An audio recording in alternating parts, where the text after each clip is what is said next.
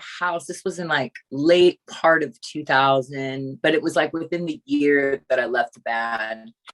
Yeah. And I was living at this house in Silver Lake on Lucille. And it was a house that belonged to Fatty Arbuckle. Do you know who that is? Yeah. He was the silent film star who like Yeah. had this scandal because and like she was young and she died apparently, and then he was cast out of Hollywood. And so this is the mansion, or like it was like a mansion. I mean, it was beautiful, and it was in Silver Lake.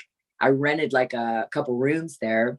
I knew some other girls, Tony Smith, like who she's now been an amoeba for like millions of years, and like Tony she reminded me, and I hadn't even thought about this, was after Lemmy passed. And she said, do you remember when you brought Lemmy to the house to meet me? And I was like, no. And she goes, oh my God, Corey. She goes, I was out partying all night long. I come in, it's like, I'm barely laid my head down. It's like 7 o'clock, 8 o'clock in the morning or something. And she said, and all of a sudden you're like knocking at my door and you go, hey, Tony, just wait, she's like, I'm sleeping. Just come out here for a sec. Come in the living room. Come meet me in the living room. And she goes, and then I walk out my living room. There's Lemmy, like sitting in my living room. You know what I mean? She's like a massive Motörhead fan. And so she goes, and she had a bunch of Rottweilers, right? And one of the biggest Rottweilers named Theo. And so she said, she's like, oh my God, she's flipping out. And she said, there's nothing to drink. They had been partying all night long, nothing to drink in the house. And so Lemmy goes down to the market right down there on Sunset and Lucille. There's like a liquor store still there. And so he comes back with a thing of Pringles, a big thing of Maker's Mark, and Coke, and a 2-liter Coke. And she said, and so she goes, like, he comes back and gives them to her, and she comes back and she's bringing the drinks. And she goes, and when I walked in, she goes, and that's the first time that I ever saw a computer. Like she had a computer, like an Apple computer, and I'd never seen one when I moved in. That was like my first time of like a home computer, And she goes, when I walked in, you were teaching Lemmy how to Google Motörhead on the like how to Google himself. Because I kept finding, I was like using Google for the first time, and I kept showing Lemmy all these cool pictures. Yeah. I was like, oh my God, look at this amazing picture. She's like, where did you find that? Where'd you find that? I was like, on Google. He's like, what is the Google? She goes, I came in, he was feeding my 200-pound Rottweiler Pringles, and you were showing him how to Google Lemmy and Motörhead on the internet for the first time. It was pretty funny. Awesome. So I didn't even remember that. You've had quite a relationship with him. You really, you guys got along really good, and he's the kind of guy that I don't think anyone's ever said anything bad about him. I don't think I've ever heard anything bad about him. I've read a billion books on him, and I've always don't feel like I know him at all, because there's something about him. Everything he's done. I mean, even him wearing those cutoff shorts is forgivable because he's Lemmy. The picture I'm talking about. He makes everything cool. He makes everything cool. Yeah, he'd wear those short shorts with like boots and the short shorts and a jacket, and he's Lemmy. Scotty Inns from Anthrax says the best thing, where he's like, those aren't shorts. He goes, those are pants. These are shorts. Totally. Well, he was Euro too, so it was like he just always wore Speedos, and like, you know what I mean. You pretty much anytime you went over there in the summertime in that apartment, because it was hot. It's like the windows were open, the front door was open, the screen door was closed, and Lemmy would be sitting there in a cowboy shirt and his Speedos. That was his pretty much his main gear for the summertime, or no cowboy shirt, just the Speedos. Which is really pretty funny, because he was very successful. So he lived a very modest life. He could have had at least air conditioning at the very least.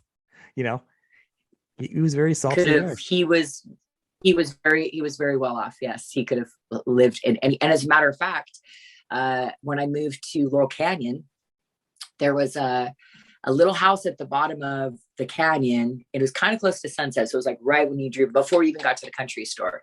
There was like a little row of houses, and the guy that owned them was like one of the founders of the Magic Castle. He used to be an illusionist. Like, I thought that was kind of cool on top of it. But it was this beautiful little 2-bedroom house that was like, anyway, I took Lemmy to look at it, because I was like, come move to the canyon, you need a bigger place. And like, and he loved it. And he ended up meeting this old guy called Lemmy Young Fella. because he was like 90 years old. And he's like, I said, oh, come here. And this is my friend Lemmy. So I'm brought to see the place. And he goes, come here, young fella. Let me show you around. And, but there was so much stuff in that place. Like even when he did move out and they bought a condo, like literally a block away, like one block away when he bought a condo. You could see his old apartment from the condo that he moved to. That's how close it was.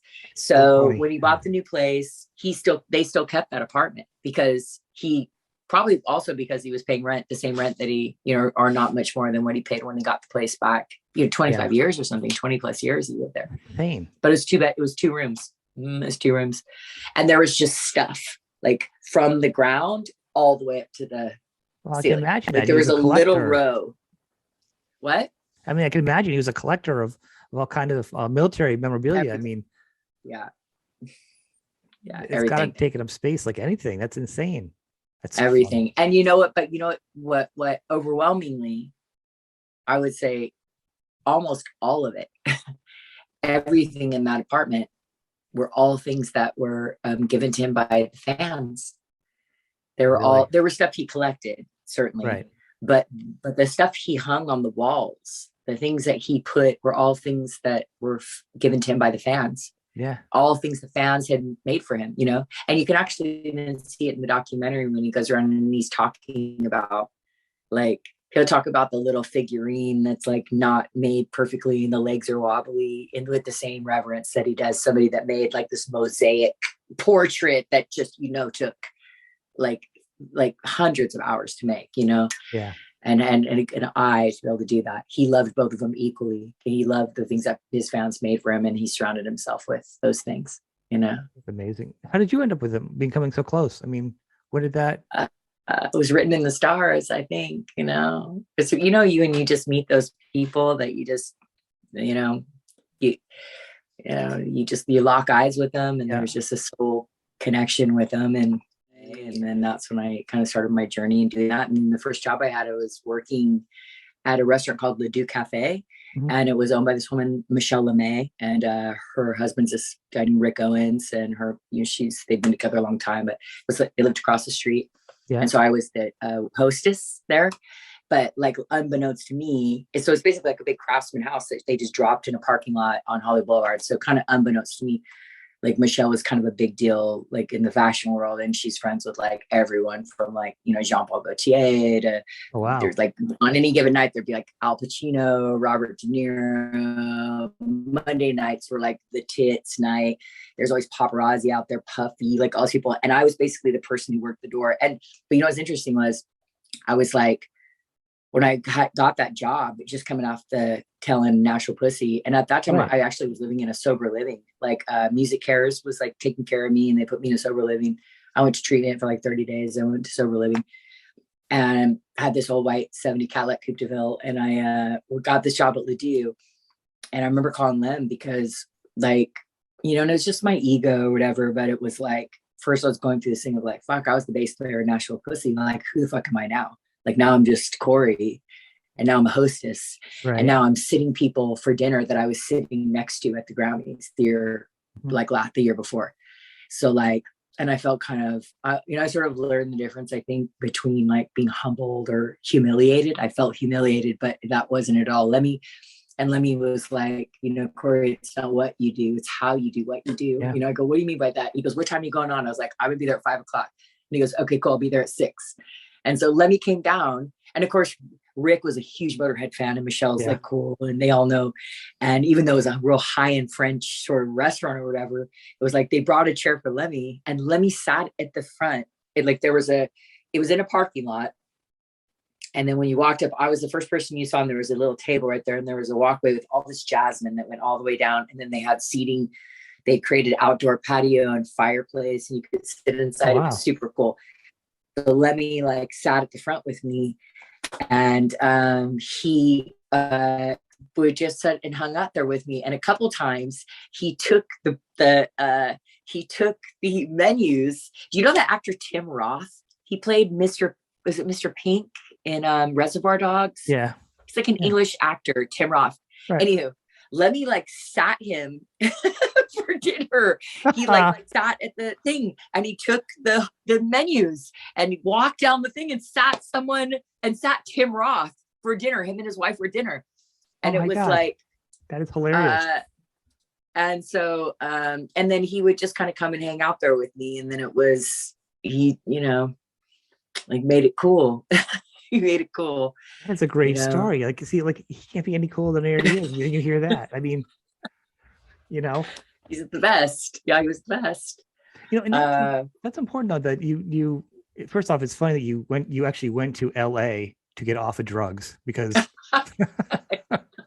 You know what I mean? That's like, I don't know, going hunting to become a vegetarian. It really just sounds weird.